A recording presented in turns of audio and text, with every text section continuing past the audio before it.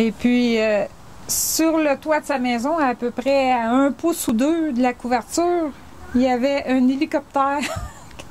Puis, il y avait de la brume ce soir-là. On ne voyait pas ni ciel ni terre. Puis, on voyait ça. Puis, on n'a pas pensé tout de suite qu'est-ce que ça voulait dire. Puis là, l'hélicoptère est resté là à peu près 3 minutes. Puis après ça, elle s'est soulevée. Puis, elle est allée se poser derrière la maison. Fait qu'on a traversé dans la maison. On a ressorti par l'autre porte. On est allé voir qu'est-ce que ça veut dire qu'il y avait un hélicoptère là. Puis là, les gens s'en venaient de plus en plus. Il y avait bien du monde qui avait vu ça. Puis il y a beaucoup de monde qui avait appelé au poste de police. Les polices sont arrivés. Puis là, on voit sortir le pilote de son hélicoptère. Puis il dit « J'ai eu peur pour ma vie. J'avais peur de pogner des fils. C'est pour ça que je me suis enlignée sur votre couverture. C'est pas moi, ça, sortir dans la brume, dans une température comme ça. Je risque de perdre mon permis de pilotage. » Puis il était vraiment en panique. Là, on le regardait, puis à un moment donné, on se regarde. On venait de comprendre. Fait que là, après, les policiers ils ont embarqué le pilote pour l'interroger. Puis là, nous autres, on se regarde, on voyait vraiment le Seigneur. J'avais demandé, Seigneur, montre-moi-les clairement. Ça ne pouvait pas être plus clair que ça. Tu avais envoyé un autre hélicoptère. Fait que là, ça voulait dire, qu'est-ce que ça voulait dire, que le Seigneur me le montrait. Fait que je suis déménagée avant Noël, avant les fêtes. En fin de compte, j'ai obéi. Et puis, le Seigneur m'a envoyé une armée de chrétiens de l'église où ce que ma fille allait. Ils sont tous venus m'aider à charger mon camion. Puis après ça, le camion, rendu à mon logement que je m'étais trouvé. Toute l'église de Trois-Rivières sont venus m'aider à décharger le camion. Wow. Il m'a envoyé une armée. Par sa grâce, j'ai compris qu'il m'a pardonné, puis qu'est-ce qu'il a fait pour moi.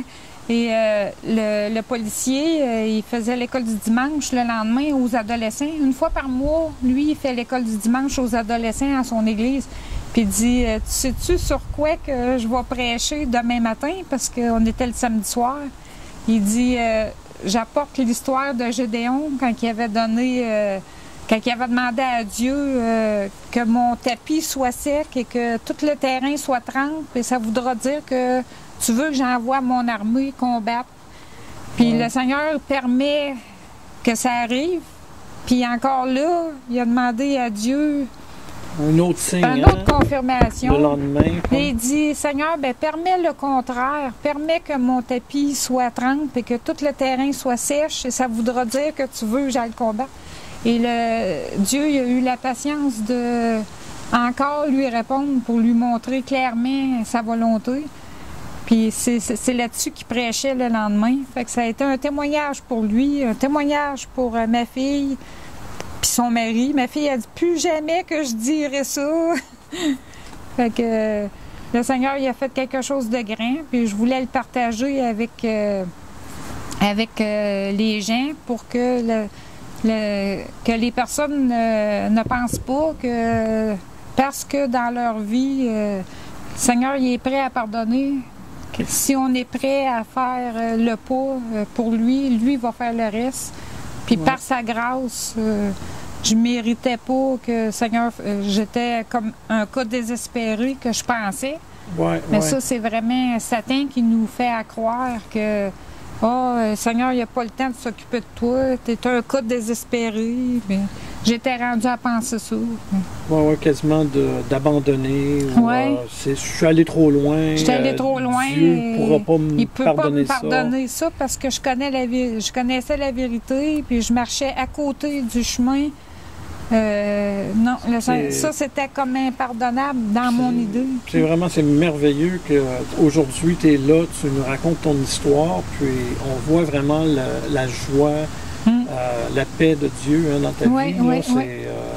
Puis là, à Noël, ma fille, elle m'avait pris en photo avec l'hélicoptère le soir, mais il y avait tellement de brume, elle est obligée d'ajuster son appareil pour la brume.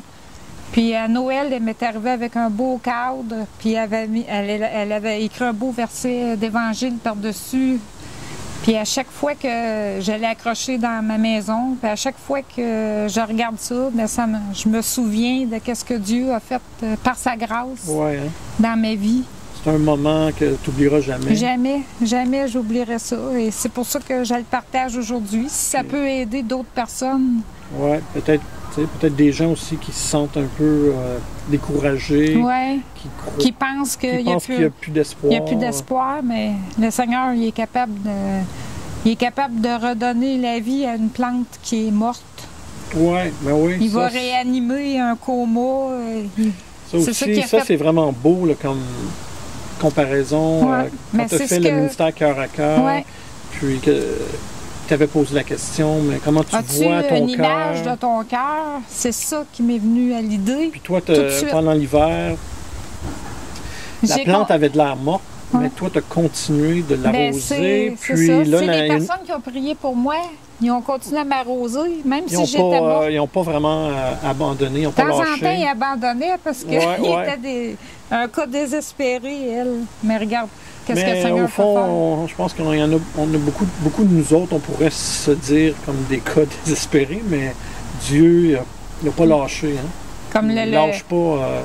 Le pilote qui avait peur de perdre son permis, ben moi, j'y redonne mon permis, puis je vais me laisser conduire, puis je veux plus y donner d'adresse parce que les adresses que j'y donnais, c'était pas bon pour moi. Je m'en allais directement dans un piège. Oui, puis t'es plus capable, disons, de lui faire confiance avec ta vie. Puis il a rebâti ma foi ce soir-là, qui était tellement à terre qu'il a fait quelque chose son projet pour ta vie, c'est un bon projet au fond. Hein? Oui. Les plans qu'il a pour toi, c'est pas pour te faire du mal, mais pour te donner... Il faut apprendre à lui faire confiance. C'est ça que j'ai compris, qu'avant ça, j'essayais de conduire ma vie moi-même. S'il ne faisait pas ce que j'y demandais, mais c'est pas à recommander. Puis je veux plus faire ça, jamais. Je le recommande pas à personne non plus. Wow. Écoute, André, vraiment merci là, pour un beau témoignage. Merci comme à Dieu. Mais c'est ça, hein, c'est vraiment à Dieu soit la gloire. C'est lui. Il y a seulement Dieu qui aurait pu faire ça. C'est un miracle. Même le pilote, il dit... c'est pas moi sortir dans des températures. Non. Puis... Il dit, c'est un manque de jugement de ma part. Je peux perdre mon permis de pilotage. Mais lui, il ne savait pas que Dieu peut utiliser... Dans toutes les maisons, il s'est enligné sur ce toit-là, puis il nous explique.